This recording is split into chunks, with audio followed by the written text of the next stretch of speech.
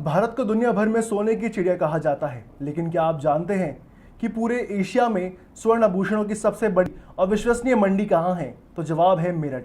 मेरठ के सरफा बाजार के धाक पूरी एशिया में जमी हुई है। इसका सबसे बड़ा कारण है यहाँ के आभूषणों की बनावट और शुद्धता की 100% गारंटी। प्योरिटी के मामले में मेरठ ने मुंबई, चेन्नई, अमृतसर जैसे बड़े केंद्र को भी पीछे छोड़ दिया है। मेरठ बुलियान ट्रेडर्स एसोसिएशन के अध्यक्ष प्रदीप अग्रवाल ने बताया कि मुख्यमंत्री योगी आदित्यनाथ के निर्देश पर अब मेरठ के वेद व्यासपुरी में एक विशाल ज्वेलरी पार्क का निर्माण तेजी से चल रहा है। इस पार्क के बनने से न केवल व्यापार को नई ऊंचाइयां मिलेगी, बल्कि उन हजारों कारीगरों की आर्थिक स्थिति में भी सुधार आएगा जो इस कला को जीवित रखे हुए हैं। देखिए हमारे सहयोगी उज्जवल रस्तोगी की एक खास रिपोर्ट।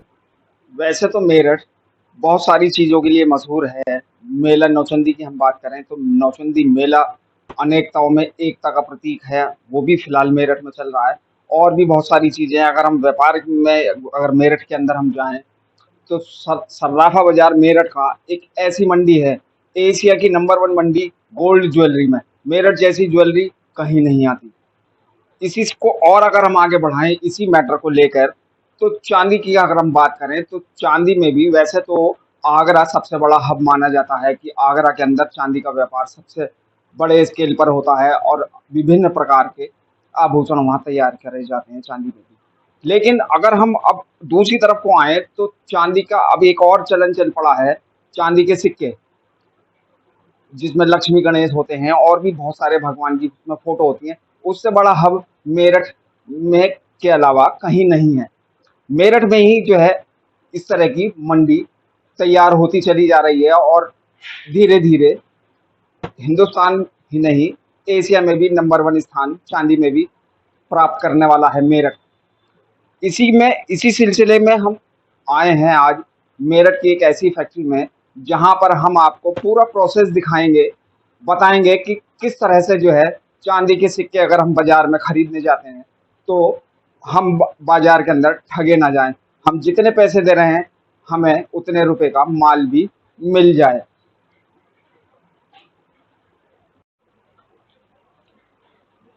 ऐसे ही आज हम एक फैक्ट्री के अंदर आए हैं जहां पर पूरा प्रोसेस जो है हमें यहाँ के फैक्ट्री ओनर ने दिखाया है। उनसे जानेंगे कि किस तरह से ग्राहक जागरूक होगा, किस तरह से नुकसान होने से ग्राहक अपना बचा पाएगा।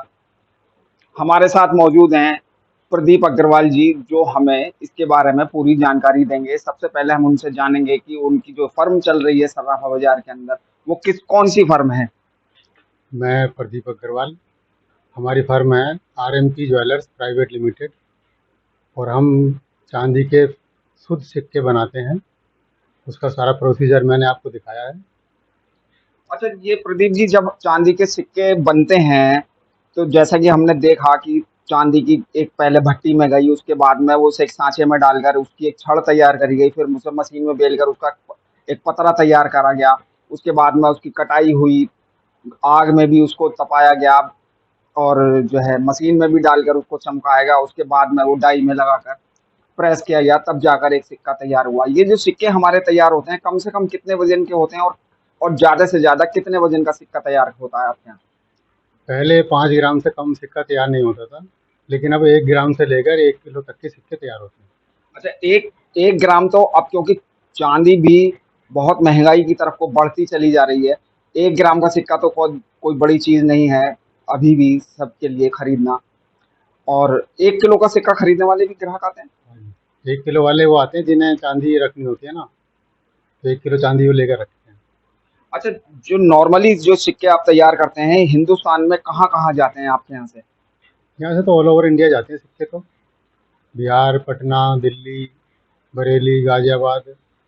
अच्छा, मैं आपको एक चीज और बताऊं कि प्रदीप जी मेरठ बुलियन एसोसिएशन के अध्यक्ष भी हैं और अध्यक्ष होने के नाते बाजार को ऊंचा उठाना इनका फर्ज भी बनता है। और ये सूबे के मुख्यमंत्री योगी आदित्यनाथ से भी पिछले दिनों मुलाकात करने गए थे। क्या मुद्दा लेकर गए थे आप वहां पर? पिछले साल योगी आदित्यनाथ जी से मिले थे, माननीय मुख्यमंत्री योगी आदित्यनाथ जी से, और हमारा मेन मुद्दा था मेरठ में ज्वेलरी पार्क का क्लस्टर विकसित करना। क्योंकि यहाँ पर जो हमारे कारीगर हैं बहुत छोटी छोटी तंग गलियों में रहते हैं, वो अनस्किल्ड कारीगर हैं और बहुत तंग गलियों में व्यापार करते हैं। हमारा उद्देश्य था कि एक उन्हें एक ऐसा एनवायरनमेंट मिले जहाँ पर उनकी सेहत भी ठीक रहे और अच्छी तरह से काम भी कर सकें। तो उसी सिलसिले में हम गए थे, वो सिलसिला काफ़ी आगे बढ़ रहा है। देखो, आने वाले कुछ समय में शायद क्या क्या क्या आश्वासन योगी जी ने दिया था आपको उस समय पर? योगी जी ने हमें आश्वासन दिया। उन्होंने कहा कि अब इसकी पूरी एक प्रोजेक्ट डीपीआर बना के हमें दीजिए, हम इसे बनवाएंगे। अच्छा, एक चीज मैं और जानना चाहूंगा, अगर हम बीते दिनों की अगर हम बात करें तो कोरोना काल भी बीच में आया था। आपको इस लाइन के अंदर कितने साल हो गए? मुझे तो इस लाइन में 48 साल हो गए इस लाइन में। अच्छा, कोरोना काल भी आपने देखा है। जिस समय कोरोना काल आया था उस समय पर आपके यहाँ कितने जो है लेबर काम करती थी, या इंजीनियर कहें, मिस्त्री कहें, या कारीगर कहें, वो कितने लोग थे टोटल मिलाकर? कोरोना काल में हमारे जो मैन्युफैक्चर यूनिट है और जो दुकान पर यूनिट है, सब में मिला के 25 के करीब आदमी थे, और आज जो है वो 20 के करीब रह गए हैं। कुछ आदमी जो उस टाइम कोरोना काल में चले गए थे, हमने तो किसी को नहीं हटाया, लेकिन वो खुद ही अपने गांव चले गए थे, फिर वहां से लौट कर नहीं आए। अच्छा, जब कोरोना काल आया था और यहाँ पर भी सब जगह लॉकडाउन लग गया था, कोई बाहर नहीं आ जा रहा था, उस समय पे उन लोगों का खर्चा किस तरह से चला था? जिस तरह से सैलरी दे रहे थे उसी तरह से उन्हें सैलरी दी हमने पूरे लॉकडाउन में। और कुछ कारीगर हमारे फैक्ट्री में रह गए थे, तो यहीं रहते थे वो। जब वो नॉर्मल स्थिति आई तब वो गए। देखिए, कितनी अच्छी बात बताई। गवर्नमेंट की तरफ से भी ये जो है कहा गया था कि जो आपके यहाँ पे लोग काम कर रहे हैं, जो भी आपके यहाँ मिलने जुलने वाले हैं, कोई किराएदार है या आपके लेबर में काम कर रहे हैं, तो उनको पूरी सैलरी ना देकर कम से कम आधी सैलरी तो जरूर दे दें, और जो है जिससे उसको परेशानी ना हो। जबकि प्रदीप जी ने अभी जैसा बताया कि उन्होंने पूरी सैलरी दी, और कुछ लोग लेबर के कुछ लोगों को अपने यहाँ फैक्ट्री में भी उन्होंने रखा।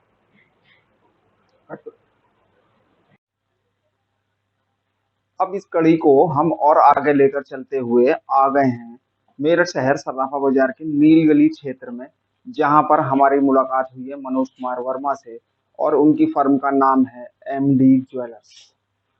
तरह तरह के स्वर्ण आभूषण ये बनाते हैं। तमाम लेजर की हम बात करें, लेजर आभूषण हो या चूड़ी, चूड़ी के तो मैं जिस तरह से मैं देख कर आया हूँ ऊपर इनके प्लांट में जाकर, चूड़ी के तो मुझे स्पेशलिस्ट दिखाई दे रहे हैं। बात करेंगे मनोज जी से कि मनोज जी जो है कि कहाँ इस जो है मेरठ के इस जो जो मंडी है सोने की, एशिया में नंबर 1 मंडी है, वो क्यों है, क्या कारण है जो एक नंबर तक पहुंची है मेरठ की सर्राफा बाजार मंडी? क्यों जो है मेरठ की ज्वेलरी की इतनी डिमांड आती है दुनिया भर से है, चाहे वो हम खाड़ी देशों की बात करें या कहीं और की बात करें, सभी जगह मेरठ का नाम गोल्ड ज्वेलरी में सबसे पहले आता है। मनोज जी, मुझे बताएं कि सबसे पहले मुझे ये बताएं कि जो गोल्ड ज्वेलरी का भी जब नाम आता है, जिक्र होता है, तो मेरठ का ही नाम सबसे पहले क्यों आता है? मेरठ का नाम ऐसे नहीं, क्योंकि बहुत लंबे समय से मेरठ में ज्वेलरी का बिजनेस होता चला आया है यहाँ पे जो है।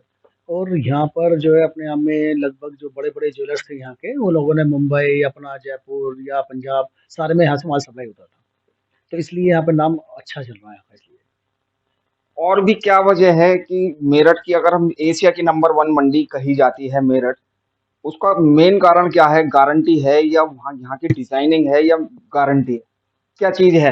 मेरठ की गारंटी तो बहुत ज़्यादा है, मतलब अपने आप में रिलायबल है, आपको मतलब बहुत प्योरिटी यहाँ की बिल्कुल फाइन है अपने आप में। जो कहते हैं वही अपनी प्योरिटी यहाँ पर होती है मेन जो है। उसके अलावा designing, light weight jewellery, handmade handmade सारा वर्क होना यहाँ पर। हैंडमेड का यहाँ पे बहुत ज़्यादा प्रचलन है यहाँ पे ज्वेलरी की जो है। अच्छा, मेरठ के अंदर जो कारीगर यहाँ पे गोल्ड ज्वेलरी बना रहे हैं, बेसिकली वो लोकल कारीगर हैं या बाहर के आए हुए लोग हैं वो लोग? बिल्कुल, यहाँ पे जो है बाहर के लोग तो काफ़ी आए हुए हैं, लेकिन लोकल भी इसके अंदर काफ़ी इन्वॉल्व है इसके अंदर। ऐसा नहीं है कि लोकल भी बहुत पुराने लोग काम करने वाले हैं और आज भी वर्क कर रहे हैं। अच्छा, सुनने में आता है कि वेस्ट बंगाल के कारीगर यहाँ पर बहुत ज़्यादा हैं, और अक्सर ही कई बार घटनाएँ हमारे संज्ञान में आती हैं, हमारे सामने आती हैं, थानों में या कहीं और, कि जी एक कारीगर भाग गया, 2 किलो सोना ले गया, 4 किलो सोना ले गया। ये क्या समस्या है? ये समस्या कारीगरों की है कि देखो मन में उनके लालच आना, काम पूरा प्रॉपर होता है, गलत संगत में पड़ जाना, या फिर क्योंकि यही वजह हो सकती है कि काम में तो कोई कमी नहीं है। काम पूरा है, लेबर पूरी है, अच्छी लेबर मिलती है कारीगरों को। कुछ लोग जो गलत लोग यहाँ पे आ जाते हैं, वही केवल काम नाम को बदनाम करते हैं, और कुछ नहीं है इसमें। अच्छा, ये कारीगर धर्मनिरपेक्ष हैं या किसी विशेष धर्म से कुछ ताल्लुक रखने वाले लोग हैं? ये धर्म का कोई ऐसा मैटर नहीं है, क्योंकि देखो लालच किसी के मन में आ सकता है। ऐसा कुछ नहीं है कि भाई धर्म के हम किसी को कहें, क्योंकि इसमें सब लोग ज़्यादातर काम करने वाले जो सभी इसके कम्युनिटी के लोग हैं, तो ये काम कर रहे हैं। अच्छा, हम अगर बात करें सर्राफा बाजार में जो ज्वेलरी हमारी ये तैयार हो रही है, इसके अंदर कई तरह की धातुओं का और भी इस्तेमाल होता है सोने में, जो मिक्स करके बनाई जाती हैं। वो कौन सी धातु हैं? उसमें सोने में यूज़ करने के लिए हमारे पास जैसे अपना कॉपर, अपना सिल्वर, अपने आप में जो है मेन में जो बेसिकली जो एलॉय होते हैं, जस्ता हो गया, अपना मेन ये जो होते हैं इसके अंदर।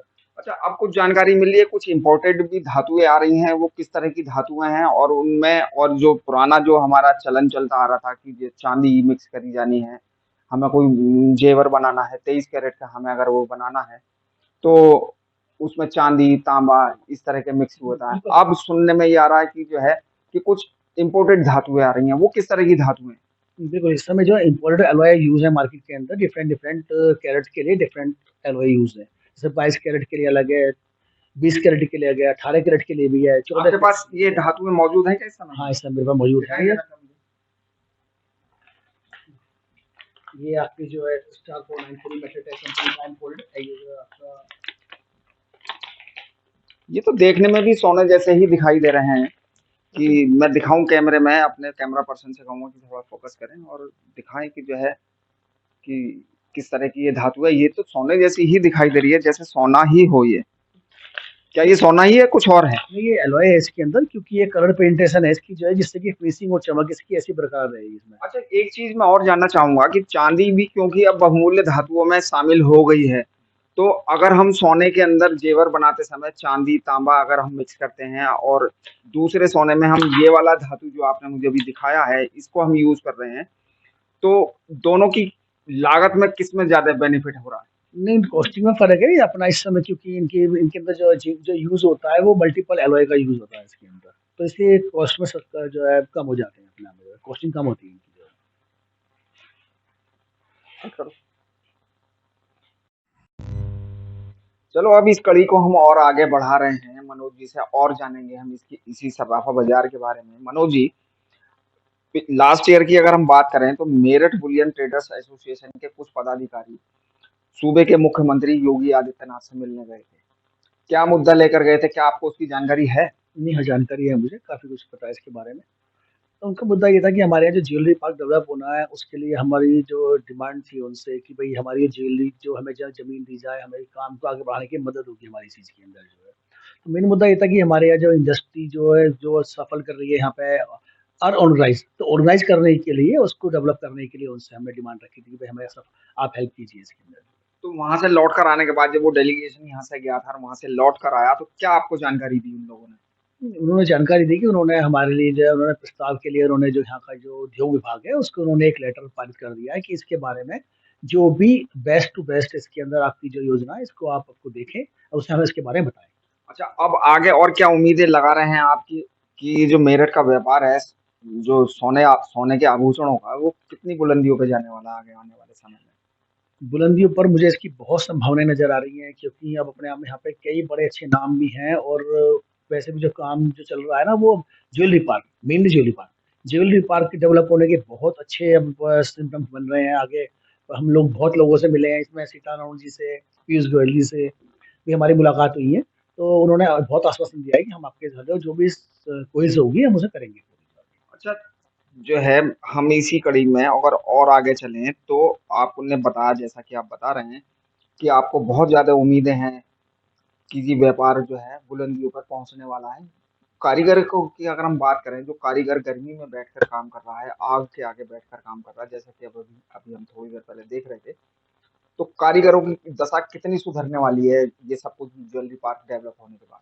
नहीं, डेवलप होने के बाद क्या होता है, पूरा का पूरा सुनियोजित हो जाता है काम जो है अपने आप में। उसके अंदर क्या है कि अब अपने ऐसी बात नहीं है, लेटेस्ट मशीनें हैं, लेटेस्ट चीज़ें हैं, तो अपना पूरा एनवायरनमेंट अच्छा हो जाता है अपने आप में। जो वातावरण में जो फ्यूम्स हैं, धुआँ है या कोई भी, वो भी उसकी भी एनवायरनमेंट बहुत अच्छा हो जाएगा वहाँ पे जो है। तो क्योंकि बहुत ज़्यादा एसिड बहुत ज़्यादा फैलता है वातावरण में, तो उसकी बहुत प्रॉब्लम्स हैं, कारीगर बीमार पड़ते हैं, बहुत प्रॉब्लम्स हो जाती है। अच्छा, एक चीज मैं और जानना चाहूंगा मनोज जी, एक कहावत है जो हम अक्सर ही सुनते हैं कि जो लोग कहते हैं कि साहब सुनार जो है वो अपनी माँ की लौंग में से भी नहीं छोड़ता, उसमें से भी वो अपनी कमाई कर लेता है। क्या कहना चाह रहे हो इस बारे में? देखो कुछ लोग क्योंकि ना कुछ लोगों ने जो कि इसके अंदर जो है बहुत गलत भी करा है कि इसके अंदर जो है नकली जेवर बना के दिए हैं, तो उसकी परेशानी रही है, लेकिन ऐसा नहीं है, वो लोग बहुत ईमानदार रहे हैं। और पुराने गाँव में या पुराने शहरों के अंदर आज भी ये रहा है कि लोग बाग अपना सोना जो हमारा जो सुनार लोग होते थे उनको कहते भाई हमारी बेटी की शादी करनी है, हमें सोना जुड़ जाए हमारा, तो वो लोग उनके ऊपर छोड़ देते थे। ऐसा नहीं है, वो लोग शादी होनी है आपकी जो 10 साल 15 साल बाद वो लगातार उन पे जमा करते रहते थे, तो विश्वास भी उनका उतना ही था उनके ऊपर जो है। अच्छा, अब सोने का भाव क्योंकि बहुत ज़्यादा हो गया है, आम आदमी की पहुँच से बाहर हो गया है, अब हर कोई सोना 10-20 ग्राम से ज़्यादा नहीं खरीद सकता, अगर हम मिडिल क्लास की बात करें। और मिडिल क्लास ही का ही एक बहुत लंबी-चौड़ी जनसंख्या हिंदुस्तान के अंदर हमें देखने को मिलती है। इतनी महँगाई में किस तरह से धोखाधड़ी से बचे ग्राहक, उसके बारे में थोड़ा-सा ग्राहकों को हमारे जो है कस्टमर जो बाज़ार में आते हैं, वो किस तरह से जो है वो बच सकते हैं? बिल्कुल, बहुत अच्छी बात पूछी आपने ये बात जो है, क्योंकि जेवर हमारा जो है हमसे विश्वास होता है, हम कुछ चीज़ ले रहे हैं तो उसके लिए आगे के समय हमारे काम आ सके इसलिए लेते हैं हम लोग जो है। तो जेवर आप किसी से भी लें, अच्छे बड़े छोटे से, बड़े से, कम से आपको विश्वास तो उससे क्या हॉलमार्क ज्वेलरी आजकल हो रही है, सबको हॉलमार्क टेस्ट करना चाहिए। उसकी जो 6 डिजिट होती हैं, उसके अंदर अपने मोबाइल से उसके अंदर उसका नंबर चेक करें। अब तो नया भी आ गया है कि उसमें जो फ़ोटो भी मिलेगा आपको देखने के लिए कि ये जेवर वो सेम है या नहीं है। उसके अलावा फिर भी आप अगर आप मार्केट में आप अवेलेबल हो सराफा बाज़ार के पास में, तो खुद भी आप एक बार जाएँ और उसमें से 4 जेवर लिए तो कम से कम 1 जेवर को आप टेस्टिंग करा सकते हैं। उसकी चार्जिंग मात्र ₹50 के आस-पास होती है। आपको बिल्कुल प्योरिटी क्लियर हो जाएगी, आपकी प्योरिटी है या नहीं। तो ये आप कह रहे हैं कि इस तरह से धोखाधड़ी से ग्राहक बच सकता है, जागरूक हो सकता है। पटावा वो आगे का। अच्छा मनोज जी, मुझे एक चीज़ बताएँ कि पीछे गुज़रे हुए समय की अगर हम बात करें, तो कोरोना काल आया था। कोरोना काल में भी क्या ये आपका जो ये पूरा सेटअप है, जैसे हम प्लांट में गए थे, ये कारीगर इसी तरह से काम कर रहे थे? हाँ, बिल्कुल मेरे साथ सब लोग जुड़े हुए थे जब भी जो है। जब बिल्कुल बंद हो गया तो उस समय पे कारीगरों ने किस तरह से सर्वाइव किया? आपको कितना उनका खर्चा उठाना पड़ा? क्या आपको उन्हें देना पड़ा? क्योंकि आपके यहाँ नॉर्मली अगर हम कारीगर की बात करें कि जितना काम करेगा उतने पैसे लेगा। कोई फिक्स सैलरी पे तो मुझे ऐसा तो लगता नहीं कि फिक्स सैलरी पे काम कर रहे हैं। नहीं, मैंने अपने यहाँ लड़कों को उनको जो है इनकी परेशानी ना हो इसलिए कि काम क्योंकि कम बढ़ती होते रहते हैं, तो हमने उनको मोस्टली लड़के मेरे यहाँ पर उन्हें सैलरी बेस करा हुआ है मैंने अपने यहाँ। अच्छा मतलब आप कह रहे हैं कि ज़्यादातर लोग आपके पास सैलरी वाले थे मेरे यहाँ कि जो है जिससे उन्हें परेशानी ना हो। बिल्कुल। तो जो बंदे आप उस समय आपके पास मौजूद थे, उनको जो है पूरी सैलरी दी बिना काम के या काम कराकर सैलरी दी थी?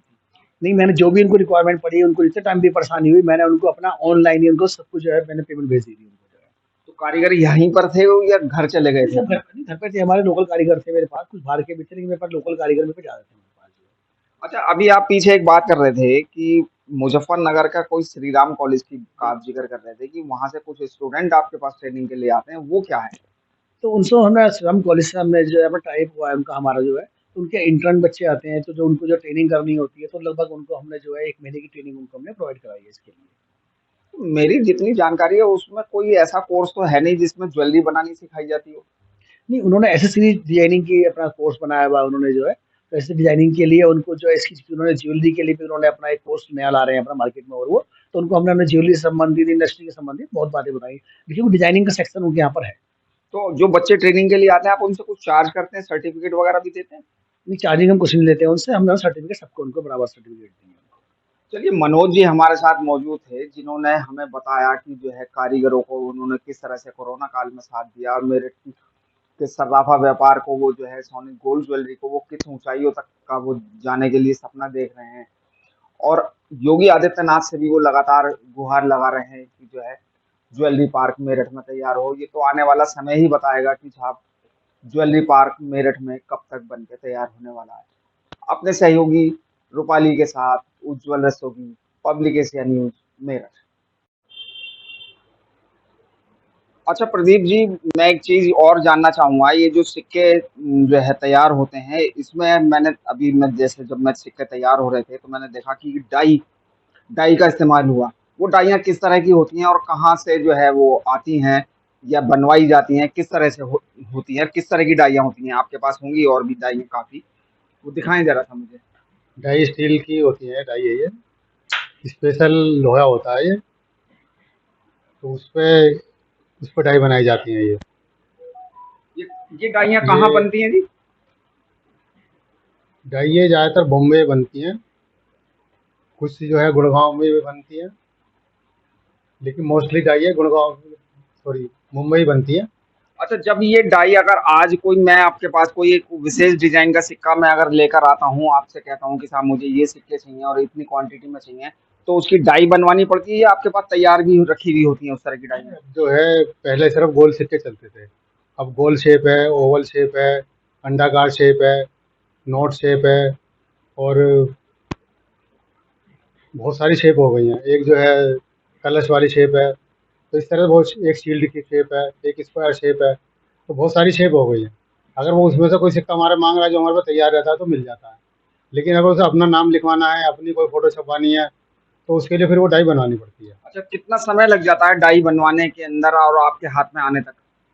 अगर डाई जो चल रही है उसमें कोई डाई बनवानी है, सिर्फ नाम में चेंज करना है, तो 4-5 दिन में हो जाता है, लेकिन अगर उसे फ़ोटो लगवानी है अपनी, तो 15 से 20 दिन लग जाते हैं। अच्छा, एक चीज़ मैं अभी और जानना चाहूँगा, जैसे कि आपने आपने बताया कि लास्ट ईयर आप सूबे के मुख्यमंत्री योगी आदित्यनाथ से मिलने गए थे, उन्होंने आपको आश्वासन भी दिया। तो अब क्योंकि महँगी धातु हो गई है चाँदी भी, तो किस तरह की परेशानियाँ आपको आती हैं? किस तरह की दिक्कतों का सामना करना पड़ता है? और गवर्नमेंट से आप जो है क्या चाहते हैं कि हमें किस तरह की सहूलियत चाहते हैं? कि क्या सहूलियत मिले? किस तरह की सुरक्षा मिले? और क्या अभी मिल रहा है गौ सरकार की तरफ से? नहीं, सरकार की तरफ से अभी फ़िलहाल हमें कुछ नहीं मिल रहा है। हम पिछले साल में जो सब पिछले साल पूरा हुआ है 2024-25, उसमें हमने 450 करोड़ रुपए का रेवेन्यू सर्राफा बाजार से सरकार को दिया है, लेकिन अब सरकार से हमें यहाँ कोई सहायता ऐसी नहीं मिलती है। इसलिए हमें प्रयास रहता है कि एक ज्वेलरी पार्क बन जाए, जिसमें एक ही वन गेट एंट्री हो, तो जिससे एक तो जो हम घड़ी घड़ी हमारे कारीगर सोना लेकर भाग जाते हैं, या वो इधर उधर सोना खेल के इधर उधर कुछ भी सट्टा खेल लेते हैं, उसमें सोना हार जाते हैं, फिर वो भाग जाते हैं, तो नुकसान अल्टीमेटली हमारा होता है। अगर एक कारीगर भी 500 ग्राम सोना लेकर भगता है, तो रोज़ की अगर एक आदमी 20 ग्राम सोना बना रहा है, तो 25 दिन का काम लेकर भग जाता है। तो इतना नुकसान होता है, लगभग लगभग अगर हम देखें पिछले 10 साल में, तो कम से कम 100 करोड़ रुपए का सोना लेकर कारीगर हमारे जो भाग गए हैं। तो उससे कितना लॉस यहाँ का हुआ है। किसी समय स्वर्ण एशिया की सबसे बड़ी स्वर्ण मंडी मेरठ थी सन 90 तक, लेकिन उसके बाद में यहाँ पे जो सिचुएशन रही, कुछ कर्फ्यू काफ़ी लगे, उसके बाद में कुछ प्रशासन जो यहाँ के रहे, वो गुंडा एलिमेंट को दबा नहीं पाए। योगी जी के आने के बाद में वो गुंडा एलिमेंट पर लगाम लगी, प्रशासन व्यवस्था बढ़िया हुई, तो दोबारा से हम इस कोशिश में हैं कि जो हमारा गौरव था, वो दोबारा से लौट के आ सके। अच्छा, और जो है सुरक्षा की अगर हम बात करें तो मेरठ के सर्राफा बाजार में मैंने देखा कि बड़ा कंजेस्टेड है। अगर कोई पैदल चलने वाला भी आराम से सीधा पैदल नहीं चल सकता। उसके बारे में क्या कहना चाहेंगे? कोई पार्किंग की व्यवस्था हो या ये जो इतनी कंजेस्टेड हो रहा है, सुरक्षा की दृष्टि से सही है? कंजेस्टेड होना सुरक्षा की दृष्टि तो अच्छा है, लेकिन ग्राहक जो है आजकल जो आता है वो गाड़ी में आता है, तो उसे गाड़ी तो मिले ना, कम से कम गाड़ी मतलब पार्किंग की जगह तो मिले। तो उसके लिए वो बना तो रहे हैं नगर निगम में, मल्टी लेवल पार्किंग चल रही है, जहाँ तक मेरे ख्याल से इस साल के आखिर तक वो साल चालू हो जाएगी। चलिए, ये हमारे साथ प्रदीप अग्रवाल जी मौजूद थे, जिन्होंने बताया कि योगी आदित्यनाथ से मिलने के बाद में उन्होंने क्या कहा, किस तरह का आश्वासन दिया, आगे वो क्या चाहते हैं। हमसे एक सवाल और करेंगे कि आगे जो है मेरठ बुलियन ट्रेडर्स एसोसिएशन के क्योंकि अध्यक्ष भी हैं, कि किस तरह की प्लानिंग उनकी रहने वाली है कि जिससे मेरठ सर्राफा बाजार का नाम ऊंचा हो पाए। प्रदीप जी बताएं कि आगे क्या करने वाले हैं जिससे मेरठ जो है सर्राफा बाजार ऊंचाइयों की तरफ को अग्रसर हो। वेद व्यासपुरी में 36,000 वर्ग मीटर हमें एमडीए से अलॉट हो चुकी है, जिस पर ज्वेलरी पार्क बनाने की दिशा में हम आगे बढ़ रहे हैं। पिछले दिन हमारी जो है Meerut James and jewellery federation करके हमने बना रखी है, सेक्शन 8 की कंपनी है, जो नो प्रॉफिट नो लॉस पर काम करती है, जिसमें सब कारीगर और सर्राफों को जो मैन्युफैक्चर यूनिट करते हैं उन्हें मैन्युफैक्चर यूनिट मिल जाएगी, जो अपनी पर्सनल यूनिट बनाना चाहते हैं वो पर्सनल यूनिट के लिए जगह मिल जाएगी, जो वहाँ पर B2B करना चाहते हैं उन्हें वहाँ पर वर्किंग स्पेस मिल जाएगा, जो B2C करना चाहते हैं उन्हें वहाँ पर जो शोरूम के लिए जगह मिल जाएगी। तो जिससे एक ही कैंपस में सारी जगह होंगी, तो एक बहुत बड़ा हब वहाँ बन जाएगा। चलिए, ये हमारे साथ प्रदीप अग्रवाल जी मौजूद थे, जिन्होंने बताया अपना सपना कि किस तरह से वो मेरठ को बुलंदियों की ऊंचाई पर ले जाना चाहते हैं। इसी सिलसिले को हम और आगे बढ़ाएंगे और अब आपको लेकर चलेंगे एक ऐसी फैक्ट्री में जहां पर आपको सोने के आभूषण जो आज की बात अगर हम करें तो उसका भाव इतना हो गया है कि वो आम आदमी की पहुँच से बाहर हो गया है। किस तरह से सस्ता लेंगे, किस तरह से ग्राहक जो है धोखाधड़ी से बचेगा, उसके बारे में हम जो है वहाँ जानेंगे, उनसे बात करेंगे।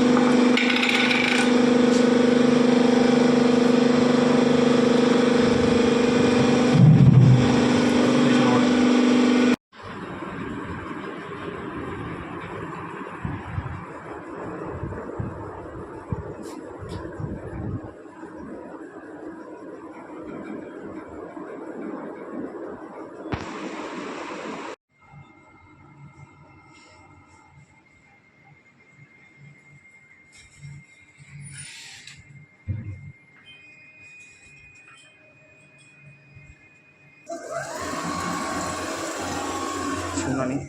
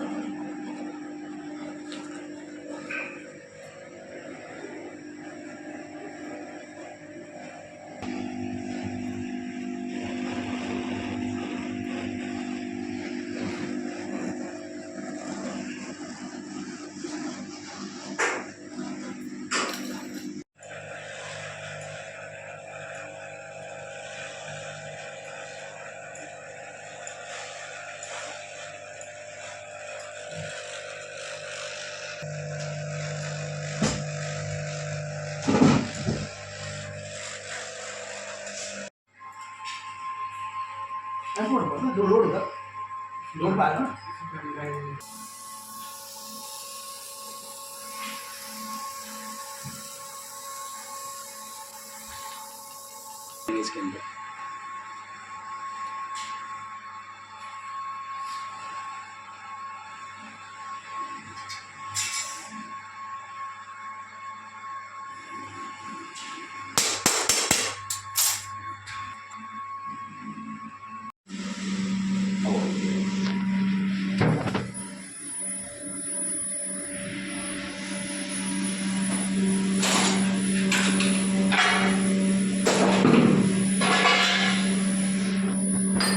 इसका भट्टी का ढक्कन उठाना जरा, इसका ऊपर जो कवर करा अभी 1 मिनट में उठ जाएगा नहीं।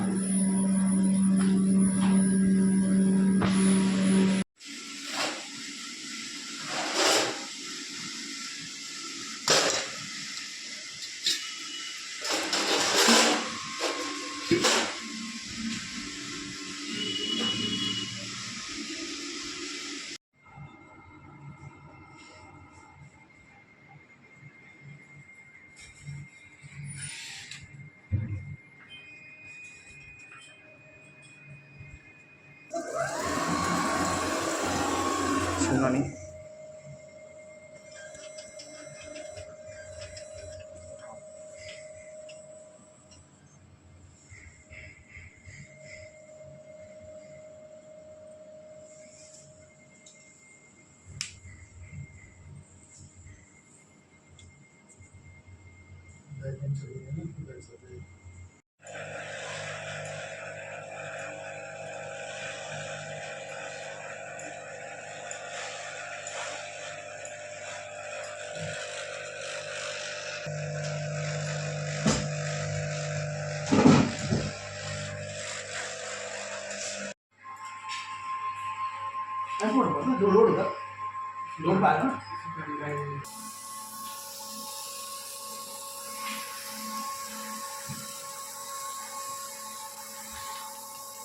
इसके अंदर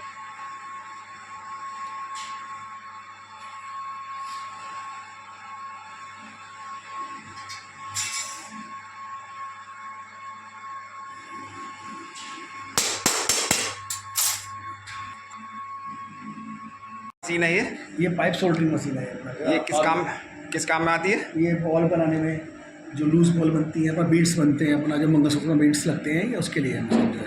ये क्या मशीन आई? अब यहाँ पे एक और ये मशीन हमें दिखाई दे रही है। ये पाइप से जब उसके अंदर पाइप लगाने के बाद में इसके अंदर जो बॉल्स बनती हैं, इसमें मल्टीपल साइज़ होते हैं, इनमें से छोटा बड़ा मतलब 2 mm से लेकर के 8 mm तक की साइज़ में उसका तैयार कर लेते हैं।